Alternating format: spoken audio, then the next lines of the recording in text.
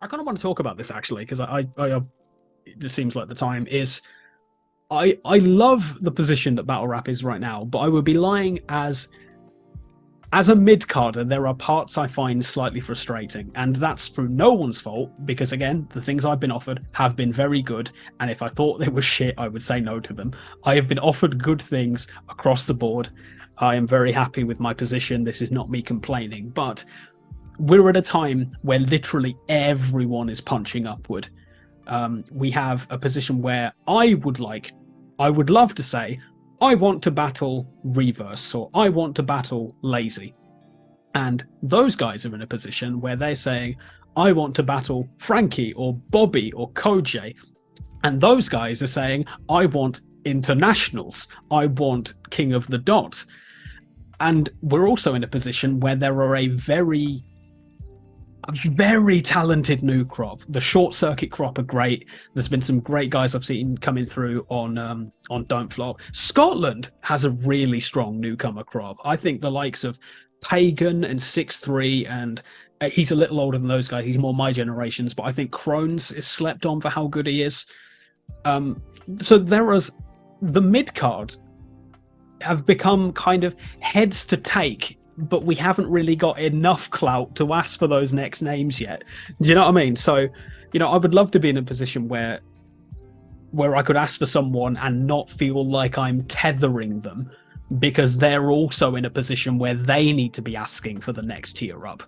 Like, there's people, like I say, people like Lazy or Crow, who I, as a fan and friend of theirs, want to see them get the big plates, but I'd be lying if I said I didn't want to battle them at the same time. But I appreciate that's them doing me the favor at a time where people probably can't be affording to do favors. You know what I mean? Again, it's wrestling.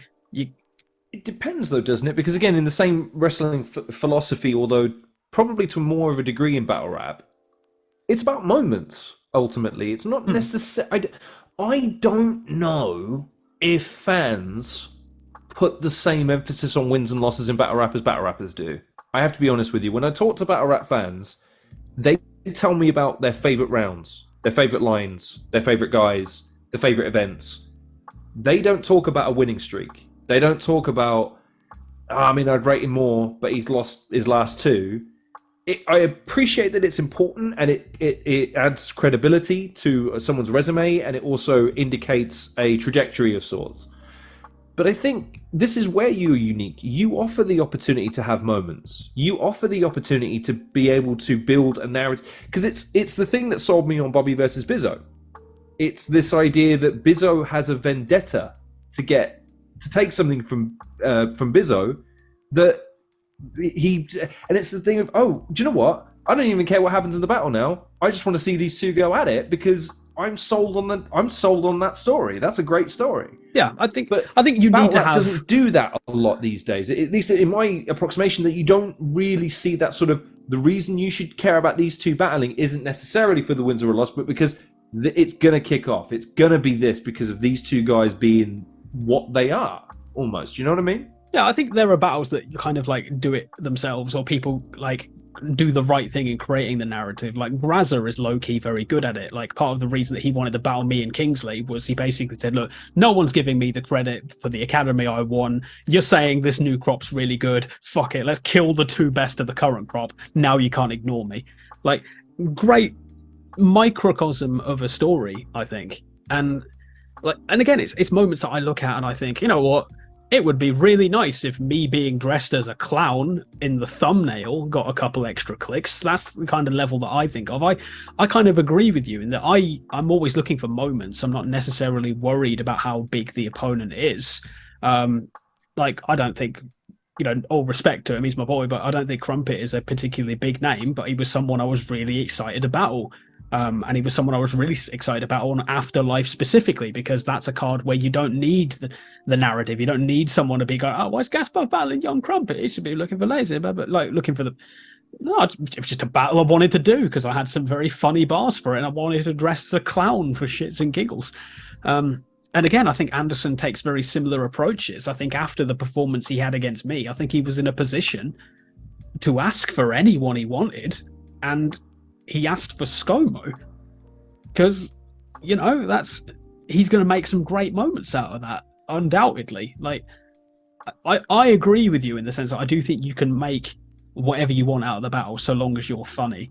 Like I said, however long ago, like there are battlers I've been offered that I haven't even had a battle where I've and ahed about it for a day or two because I was like, oh, if this scheme pops, this could be a good little clip, or I just really want to say this, but I've still kind of reeled myself in at the last minute. But I feel like promoters especially really care about trajectory and booking, and it's also like battle so rappers, you have to care about it through that, because you are in the unique position of having to cater to not only the fans, but you're trying to sell yourself to a promoter to say, no, I will translate, I will be successful in your promotion because of this reason. And part of it is I won my last 3 battles and I won them convincingly. Like that's an easy thing to translate, because promoting a winner isn't hard.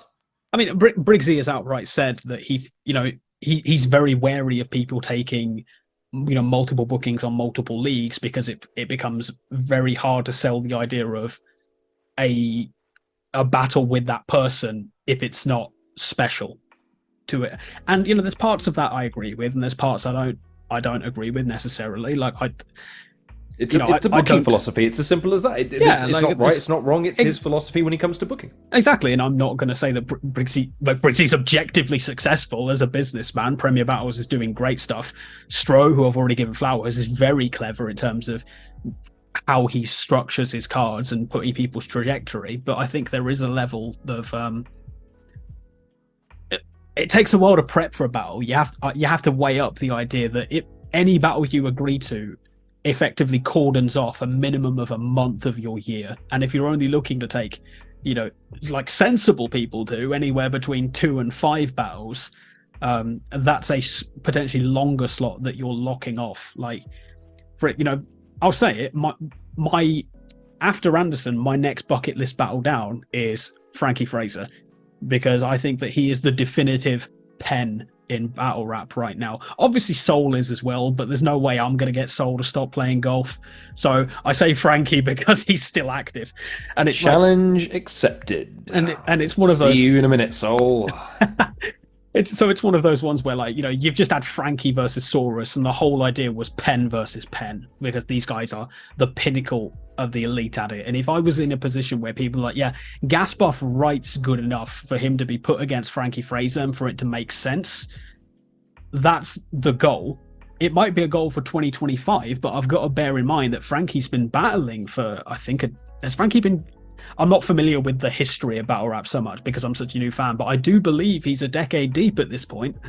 So he's been going for a minute. I did do an interview with Frankie. Never aired because my microphone wasn't on. But researching him was that thing where he has a unique tapestry within battle rap before he started getting acknowledgement of his skills, and it's a weird one because when you see the pattern and when you see his influence, you're like, okay, yeah, he gets a nod for different again, he's unique in that sense. Like you said, he's the fact that you've acknowledged him as a pen is a unique reference to him that you wouldn't necessarily give to everybody for various reasons. And I think it's interesting because your writing style and the way you enunciate and the way that you put your battles together is interesting, because the one thing that that was, and I'll read you it, so I can give you, because again I want it about you, everybody else for a second. Very collected, balanced style of battling, mixes jokes, intricate rhymes, and harder punches. Very measured delivery, paces himself well, understands and utilizes theatricality and meta observations, doesn't stumble. And I know that you mentioned a choke, but the fact of the matter is, in the performances that I was watching to try and sharpen up for the interview, so measured. You don't rush, and it's beautiful. It's so nice to hear someone go, I know it's clever. I don't need to prove it in the midst of saying it. It's wonderful to do. And then there's another thing. I said another funny thing. Did you hear me when I said the funny thing? It's just, no, he just lets his performance come out, and it's beautiful. It really is. I have to give you props for that, man, honestly. Thank you, man. Appreciate it. Honestly, again, but like, the fact that you've got those kinds of names in mind, I guess the question is, like, maybe not that do you think it's feasible or not, I guess is, do you have confidence that you can chart a path to that, having had the 2023 that you had? 100%. And a part of it is like I feel like one of the reasons I'm having not trouble with kind of mapping my year out as whole, but it's like you're only ever as good as your last battle. And off the back of it, I'm in two minds. I think my stuff against Anderson was the best I've been to date.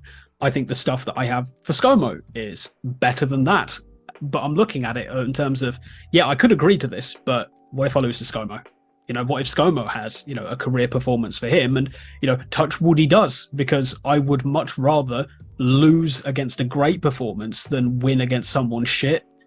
You know what I mean? Like, I just want good battles. I just want to have good, entertaining moments as much as I love the idea of my own trajectory. And I am competitive with this. Like, I am aiming high. Like, I love the competitive aspect of this more as much as anything. But I've always been in the mindset of like, if you're going to enter a competitive environment, I love being entertaining, but I would love to be a contender one day. God knows whether or not that will happen. Doesn't necessarily matter if it doesn't, but I would love to keep climbing and for people to say it's feasible.